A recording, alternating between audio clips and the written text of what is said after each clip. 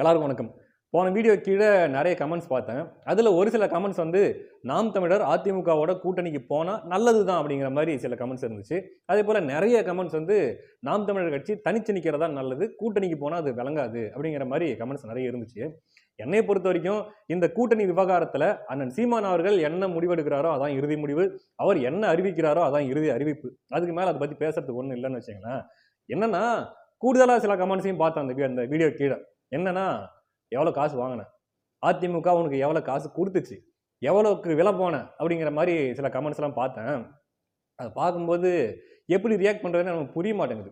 ஏன்னா ஒருவேளை நான் திமுகவுக்கு ஆதரவாக திமுகவுக்கு முட்டு கொடுத்து பேசிட்டு இருக்கிறேன் அப்படின்னாலோ, அல்லது நாம் தமிழர் கட்சிக்கு எதிராக நாம் தமிழர் கட்சிக்கு திட்டி பேசிட்டு இருக்கிறேன் அப்படின்னாலோ, ரைட்டு, இவன் திமுக கிட்ட பல்காக வாங்கிட்டான்டா, பெருசாக ஒரு அமௌண்ட்டை வாங்கிக்கிட்டு திமுக கிட்ட காசை வாங்கிக்கிட்டு இவன் பேசிட்டு இருக்கிறான் அப்படின்னு நீங்கள் குற்றச்சாட்டு வச்சிங்கன்னா ஒரு நியாயம் இருக்குது, ஒரு லாஜிக் இருக்கு. அதிமுக கிட்ட காசு வாங்கிட்டு பேசிட்டு இருக்கிறேன் அப்படிங்கிறதுல வந்து அது என்ன மாதிரி லாஜிக் இருக்குன்னு எனக்கு புரியலீங்க. ஏன் சொல்றேன்னா, இப்போ திமுக எடுத்துக்கிட்டீங்கன்னா அவங்களுக்கு ஒரு பெய்டு ஐடி விங் இருக்கு, அதே போல ஒரு பெய்டு யூடியூப் சேனல்ஸ் பேக்கேஜ் வச்சிருக்காங்க. நீங்க பார்த்துருப்பீங்க, 100 கணக்கில் வச்சிருக்காங்க ஏகப்பட்ட யூடியூப் சேனல்ஸ். அவங்க வேலையே திமுக என்ன பண்ணாலும் திமுகவுக்கு முட்டு கொடுக்கணும், அதே மாதிரி மற்ற கட்சிகள் எல்லாம் போயிட்டு முரட்டத்தனமா கடிச்சு வைக்கணும், இதான் அவங்க வேலை. அதை வந்து அவங்க காசு வாங்கிட்டு செய்யறாங்க. திமுகவுக்கு அப்படி யூடியூப் சேனல்ஸ் இருக்கு. அதே மாதிரி அதிமுகவுக்கு பெய்டு யூடியூப் சேனல்ஸ்னு எத்தனை இருக்குன்னு நீங்களே சொல்லுங்க. எனக்கு தெரிஞ்சு ஒன்று கூட இல்லைன்னு நான் நினைக்கிறேன். அப்படி இருக்கும்போது அதிமுக கிட்ட காசு வாங்கிட்டு பேசிட்டு இருக்கிறாங்கிறதெல்லாம் சிரிப்பு தான் வருதுங்க. அவங்க கொடுக்க மாட்டாங்கங்க, காசு கொடுக்க மாட்டாங்க. சரிங்களா?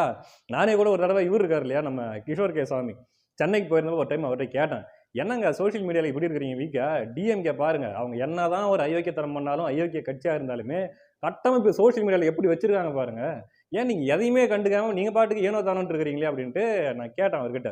அதுக்கு அவர் என்னங்கிறாரு, தம்பி இவங்க பண்ணுறதெல்லாம் வந்து கிரவுண்ட் லெவல் பாலிடிக்ஸு, களத்தில் தான் இவங்க மெயினாக ஃபோக்கஸ் பண்ணுவாங்களே தவிர சோஷியல் மீடியாவில் இவங்க பெருசாக ஃபோக்கஸ் பண்ண மாட்டாங்க அப்படின்ட்டு தான் அவர் சொன்னார். அப்படி இருக்கும்போது அதிமுக கிட்ட காசு வாங்கிட்டு நான் பேசிட்டு இருக்கிறேன் அப்படின்னு நீங்கள் சொல்றதெல்லாம் சற்றே நகைப்புக்குரியதாக இருக்கிறது. இப்போ என்னன்னா, நம்ம இப்போ என்ன பொறுத்த வரைக்கும் இந்த தேர்தலில் முதன்மை நோக்கம் திமுக வீழ்த்தப்படணும், அவ்வளோதான். அது நாம் தமிழர் கட்சி வீழ்த்தினாலும் சரி, அல்லது அதிமுக கூட்டணி வீழ்த்தினாலும் சரி, அல்லது விஜயே ஒரு கூட்டணி வச்சு அந்த கூட்டணி திமுக வீழ்த்தினாலும் சரி, எனக்கு அது பிரச்சனை இல்லை. எனக்கு திமுக தோக்கணும், அது ஒண்ணுதான். ஏன்னா அவங்க ஆடிட்டு இருக்கிற ஆட்டம் அந்த மாதிரியான ஆட்டம். அதுக்கு அந்த தேர்தல் சமயத்தில் யாரு பொட்டன்ஷியலா இருக்காங்களோ, திமுகவை தோற்கடிக்கக்கூடிய திறனுள்ளவர்களா இருக்காங்களோ அவங்க தோற்கடிச்சுட்டு போட்டோம், அவ்வளவுதான். நம்மளுடைய இறுதி இலக்கு, உறுதியான இலக்கு, தமிழ் தேசியம் அதிகாரத்தை பிடிக்கணும், தமிழ் தேசியம் ஆட்சிக்கு வரணுங்கிறது தான். ஆனா தமிழ்நாட்டின் இப்போதைக்கு முதன்மை தேவையா என்ன இருக்குது, அவசர தேவையா என்ன இருக்குது அப்படின்னா, திமுகவை தமிழ்நாட்டிலிருந்து அப்புறப்படுத்தணும். முக்கியமா ஏன் திமுகவை வீழ்த்தப்படணும் அப்படின்னு சொல்றதுக்கு 1008 காரணங்கள் இருக்கு. அதுல ஒன் ஆஃப் த ரீசன்ஸ் தான் நேத்து நாம் தமிழர் கட்சியினர் வந்து துண்டறிக்கை கொடுத்துருக்காங்க. எதுக்காக அப்படின்னா, கோயில்கள்ல குடமுழுக்கு தமிழில் நடத்தப்படணும் அப்படிங்கிறத ஒரு விழிப்புணர்வு ஏற்படுத்துறதுக்காக துண்டறிக்கை கொடுத்துருக்காங்க. அப்படி துண்டறிக்கை கொடுத்தவங்களை போயிட்டு அதுல என்ன தப்புன்னு எனக்கு ஒன்றும் புரியல. இப்போ ஒரு வேளை வந்து ஏதோ போராட்டம் பண்றாங்க, இல்ல ஒரு ஆர்ப்பாட்டம், அதாவது தடையை மீறி அல்லது பர்மிஷன் வாங்காம ஏதோ ஒன்று பண்றாங்க அப்படின்னா கைது பண்ணி கொண்டு போறதுல கூட ஒரு லாஜிக் இருக்கு. அவங்க பாட்டுக்கு 7 ரோட்ல போறவங்க கிட்ட அவங்க துண்டறிக்கை கொடுத்துட்டு இருக்காங்க. அதுவும் எந்த விஷயத்துக்காக? தமிழ்ல குடமுழுக்கு நடத்தணும், இதுக்காக அவங்க துண்டறிக்கை கொடுத்துருக்காங்க. இதுல என்ன தப்பு இருக்குதுன்ட்டு அவங்கள பிடிச்சி தர இழுத்துட்டு போயிட்டு ஏதோ ஒரு திருடிக்கிட்டு ஓடும்போது மாட்டின திருடனை இழுத்துட்டு போற மாதிரி பிடிச்சி தரன்னு இழுத்துட்டு போறாங்க. எல்லாரையும் இழுத்துட்டு போயிட்டு ஒரு ரூம்ல போட்டு அடைச்சு வைக்கிறாங்க.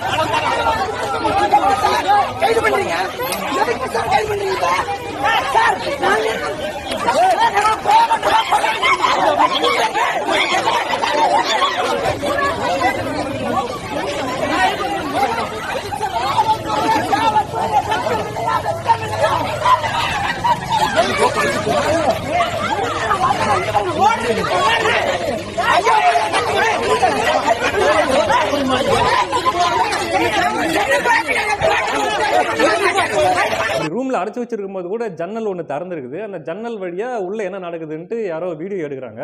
அப்படி வீடியோ எடுத்துட்டு இருக்கும்போது உள்ள இருந்து ஒரு தம்பி வெளியே ஓடி வந்து, நாங்க என்னங்க பண்ணிட்டு இருந்தோம், தமிழ்ல குடமுழுக்கு வேணும் தாங்க நாங்க அதுவும் துண்டறிக்கை தாங்க கொடுத்துட்டு இருந்தோம், நாங்க போராட்டம் கூட பண்ணலீங்க அப்படின்ட்டு ஜன்னல்ல ஒரு தம்பி வந்து பேசுறாப்புல. இந்த பேசுற தம்பியை பாத்தீங்கன்னா ஒரு போலீஸ் பின்னாடி இருந்து கழுத்து நெருக்கிறாப்புல.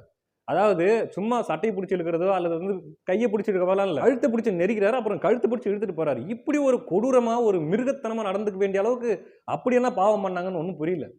அன்னை மொழி தமிழ் மொழி அர்ச்சனை பண்ணுங்க சொல்லி போராட்டம் பண்ணா போராட்டம் பண்ணல துண்டறிக்கை கொடுத்ததுக்கு காவல்துறையில கழுத்தை பிடிச்சி கழுத்தை பிடிச்சி வைக்கிறாங்க. காவல்துறை ஏவல்துறையா இருக்கு. இப்ப கொஞ்ச நாளா கூட திமுக ஒரு நாடகம் ஒண்ணு போட்டு இருக்குல்ல, இந்தி எதிர்ப்பு நாடகம்.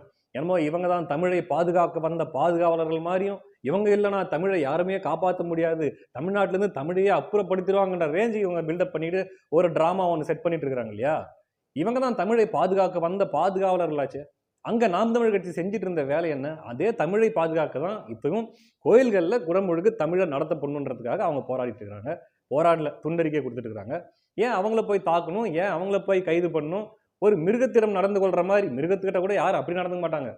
அப்படி ஒரு மோசமான ஒரு அணுகுமுறையை இவங்க கடைபிடிக்கணும் அப்படின்னா இதுல தெரியுதா இவர்களுடைய நாடகம் என்ன, இவர்களுடைய பித்தலாட்டம் என்ன, இவர்களுடைய அயோக்கியத்தனம் என்னங்கிறது இதுல தெரியுது. தொடர்ச்சியா தமிழ் தேசியவாதிக்கு மேலையும் நாம் தமிழ் கட்சியை சார்ந்தவர்கள் மேலையும் எந்த அளவுக்கு இவங்களோட அடக்குமுறை இருக்குதுன்னு நீங்க கவனிக்கிறீங்கல்ல. அண்ணன் சீமான் அவர்களுக்கு அந்த ஒரு விஷயத்தை வச்சுக்கிட்டு எவ்வளவு குடைச்சல் கொடுத்தாங்க, இத்தனை நாள் குடைச்சல் கொடுத்துட்டு இருந்தாங்க. அதோட அவங்க வீட்டுல போய் என்னென்ன அராஜகம் பண்ணாங்க. இப்போ போராட வந்தவங்களை, போராட கூட இல்லை, துண்டறிக்கை கொடுக்க வந்தவங்களை தரன்னு இழுத்துட்டு போயிட்டு இப்படிப்பட்ட ஒரு காட்டு மிராண்டித்தனமான வேலையை அவங்க பண்ணி வச்சிருக்காங்க. அப்படின்னும் போது இவர்கள் தமிழ் தேசியத்தை நசுக்கி கொண்டேதான் இருப்பார்கள். இந்த திமுக தமிழ் தேசியவாதிகளை நசுக்கி கொண்டே ஒரு திராவிட ஒழிப்பு மாநாடு ஒண்ணு நடத்த விட்டாங்களா? ஒரு உள்ளரங்கு கூட்டம், பாரிசாலன், இன்னும் மற்ற சில தமிழ் தேசியவாதிகள்லாம் சேர்ந்து அதை ஏற்பாடு பண்ணியிருந்தாங்க. அதை நடக்க விடாம அவங்கள கைது பண்ணி கொண்டு போய் வச்சு அதுக்கப்புறம் அதை நடத்துறதுக்கு அனுமதி கொடுக்காம தமிழ் தேசியவாதிகளை ஒடுக்குவதற்கும் நசுக்குவதற்கும் இந்த திமுக எந்த அளவுக்கு நீங்க வேலை செய்யுது அப்படிங்கிறத நீங்க பாருங்க. நீங்க பார்த்துட்டு தான் இருக்கிறீங்க. இதுக்காக தான் திமுக இன்னொரு தடவை தமிழ்நாட்டில் ஆட்சிக்கு வந்துடக்கூடாதுன்னு நினைக்கிறது. இந்த ஒரு காரணத்துக்காக தான். இவர்கள் தமிழ் தேசியவாதிகளை வளரவிட மாட்டார்கள், சுதந்திரமாக இயங்க விட மாட்டார்கள், நியாயமான ஒரு விஷயத்தையே செய்ய விட மாட்டார்கள், தமிழுக்காக கூட போராட விட மாட்டார்கள். அதனாலதான் திமுகவை அகற்றணும்னு நினைக்கிறது. இது ஒரு விஷயமா. அடுத்து இன்னொரு விஷயம் என்ன பண்ணியிருக்காங்க அப்படின்னா, சவுக்கு சங்கர் அவர்கள் காலையில ஆபீஸ்க்கு போயிட்டாரு, வீட்டுல இருந்து கிளம்பி போயிருக்காரு. அதுக்கப்புறம் அவருடைய தாயார் அவர்கள் மட்டும் வீட்டுல இருந்திருக்காங்க, அவங்க அம்மா வீட்டுல இருந்திருக்காங்க. ஒரு 15-20 பேர் இந்த சாலை பணியாளர்கள் மாதிரி அந்த உடை அணிஞ்சிக்கிட்டு, அந்த மஞ்சள் கலர் உடை இருக்கும் இல்லையா, அந்த உடையை போட்டுக்கிட்டு அவங்க வீட்டுக்குள்ள போயிட்டு வீட்டில் இருக்கிற பொருளுங்கள் எல்லாம் உடைச்சி அவங்க வீட்டுக்குள்ள சாக்கடை, அப்புறம் இந்த செப்டிக் டேங்க்ல இருக்கிற அதெல்லாம் எடுத்து வீட்டில் கொட்டி, கழிவுகள்லாம் எடுத்து வீட்டில் கொட்டி, இப்படி ஒரு காட்டு மிராண்டித்தனத்தையும் ஒரு கேவலத்தையும் பண்ணிட்டு இருந்திருக்கிறாங்க. அதுக்கப்புறம் அவங்க அம்மா ட்ரை பண்ணியிருக்காங்க, சவுக்கு சங்கர் அவர்களுக்கு கால் பண்ணி இப்படிதான் அங்கே பண்ணிட்டு இருக்கிறாங்கப்பான்னு சொல்லலாம் அப்படின்றதுக்காக ஃபோன் எடுத்திருக்காங்க. அந்த ஃபோனை பிடுங்கி சவுக்கு சங்கருக்கு இவங்களே வீடியோ கால் பண்ணி அங்கே என்ன நடக்குதுன்றதெல்லாம் காட்டி மிரட்டி இருக்கிறாங்க. எப்படி இவ்வளவு தைரியம்? இந்த ரவுடிகள் மாதிரி அவ்வளோ அராஜகம் பண்றதுக்கு யார் கொடுத்த தைரியம் இது? யார் கொடுத்த எதனால இப்படி பண்ணிட்டு இருக்கிறாங்க? ஒன்றும் இல்லை, இந்த விஷயத்தை வேற யார் பண்ணியிருப்பாங்க? இவர் யாரை பத்தி ஊடகங்கள்ல பேசிட்டு இருக்காரு, அல்லது மற்ற யூடியூப் சேனல்ல போய் பேட்டி கொடுக்கறதோ, அல்லது சமூக வலைதளங்களில் எழுதுறதோ எல்லாம் யாரை விமர்சிச்சு எழுதிட்டு இருக்காருங்கிறது நல்லா தெரியும். திமுகவை விமர்சிச்சு, திமுக ஆட்சியில் நாளுக்கு நாள் ஒவ்வொரு நாளும் நடந்துகிட்டு இருக்கிற இந்த அநியாயம், கொள்ளை, அவங்க பண்ணிட்டு இருக்கிற கேவலங்கள் எல்லாத்தையுமே தோல் உரிச்சு அவர் காட்டிட்டு இருக்காரு. அவருடைய ஊடகங்களையும் மற்ற ஊடகங்களையும் பேசிட்டு இருக்காரு. அப்போ அவர் வீட்டில் இப்படிப்பட்ட ஒரு கொடூர தாக்குதலை பண்ணியிருக்கிறாங்க, இப்படிப்பட்ட ஒரு கேவலமான செயலை பண்ணியிருக்காங்க அப்படின்னா யார் பண்ணியிருப்பாங்க? திமுகவை விட்டா வேற யாரு?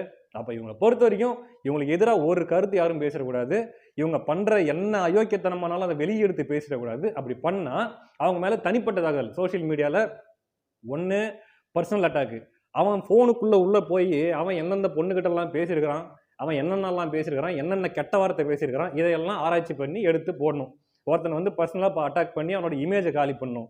இது ஒன்று. அப்படி இல்லையா, வீட்டுக்கே போய் நேரடியாக அந்த மாதிரி தாக்கு, வீடு பூந்து இந்த மாதிரி ரவுடித்தனம் பண்ணு. எப்படிப்பட்ட ஒரு ஆட்சியில் நம்ம வாழ்ந்துட்டு இருக்கிறோம் பாருங்க. கருத்து சுதந்திரத்துக்கு எங்க மரியாதைங்க? கருத்து சுதந்திரத்தின் கழுத்தின் மேல் ஏறி நின்று கொண்டு இவர்கள் ஆட்சி நடத்தி கொண்டிருக்கிறார்கள். இதுக்காக தான் இன்னொரு தடவை இந்த திமுக தமிழ்நாட்டின் ஆட்சி பிடித்திற்கு எந்த காலத்திலும் வரவே கூடாதுன்னு நினைக்கிறது. இந்த தேர்தலிலும் எப்படியாவது திமுக தோக்கணும், இதுதான் முக்கியமான வேலை அப்படின்னு நினைக்கிறதுக்கான காரணம் இதுதான். சவுக்கு சங்கர் ஒரு விமர்சனம் வைக்கிறாரு அல்லது ஒரு குற்றச்சாட்டு திமுக மேல வைக்கிறாரு அப்படின்னா அதுக்கு பதில் விமர்சனம் செய்யலாம், அல்லது அந்த குற்றத்தை நாங்க செய்யல, சவுக்கு சங்கர் பொய்யா பேசிட்டு இருக்கிறாரு அப்படிங்கிறத நிரூபிக்கலாம். இதை பண்ணலாம். அதை விட்டுட்டு அவங்க வீட்டுக்கு போயிட்டு இப்படிப்பட்ட ஒரு கேவலங்கட்ட ஒரு அயோக்கியத்தனமான ஒரு செயலை செய்யறது இந்த ஆட்சியில் தான் இந்த மாதிரிலாம் செய்வாங்கன்னு வச்சுங்களேன். அதே மாதிரி அவங்க வீட்டில் பாதுகாப்புக்கு போயிருக்காங்க, போலீஸ் போயிருக்காங்க, ஒரு 2 பேர் மட்டும் போயிருக்காங்க. போட்டுட்டு போலீஸோட வேலை என்ன? இந்த மாதிரி அங்கே அராஜகம் பண்றாங்கன்னா அவங்கள அங்கிருந்து அடிச்சு விரட்டணும் அல்லது அவங்கள கைது பண்ணி கொண்டு போகணும். எதுக்கு இந்த மாதிரி பண்ணிட்டு இருக்கீங்கன்ட்டு. அதை விட்டுட்டு இவங்க அங்க வீட்டாண்ட போய் நின்றுட்டு சவுக்கு சங்கருக்கு கால் பண்ணி நீங்க வீட்டாண்ட வராதீங்க அப்படின்னு சொல்லியிருக்காங்க அப்படின்ட்டு சவுக்கு சங்கர் அவர்கள் எழுதுன அந்த இதுல ட்விட்டர்ல அவர் போட்டிருக்காரு. இதுவா காவல்துறையோட வேலை? நல்லா பாருங்க, இந்த ஆட்சியில காவல்துறை எப்படி இயங்கிட்டு இருக்குது அப்படிங்கிறத பல அடுக்குகளா பல நிகழ்வுகள்ல நம்ம பார்த்தோம் அப்படின்னா நல்லா தெரியுது எப்படி இயங்கிட்டு இருக்குது அப்படிங்கிறது. திரும்ப திரும்ப சொல்றதுக்கான காரணம் திமுக மீண்டும் ஆட்சிக்கே வரக்கூடாது அப்படின்னு சொல்றதுக்கான காரணம் இதுதான். பார்ப்போம் என்ன நடக்க போகுது அப்படின்ட்டு. தேர்தல் கிட்ட நெருங்க நெருங்க நிறைய அப்டேட்ஸ் நமக்கு வந்துகிட்டு இருக்கும். எந்தெந்த கட்சி எந்தெந்த கட்சியோட கூட்டணி வைக்க போகுது, அரசியல் களத்துல என்னென்ன மாறுதல்கள் ஏற்பட போகுது அப்படிங்கிறதெல்லாம் நம்ம பார்ப்போம். அந்தந்த அப்டேட்ஸை பற்றிலாம் நம்ம நிறைய பேசுவோம். அடுத்த காணொலியில் சந்திப்போம். நன்றி.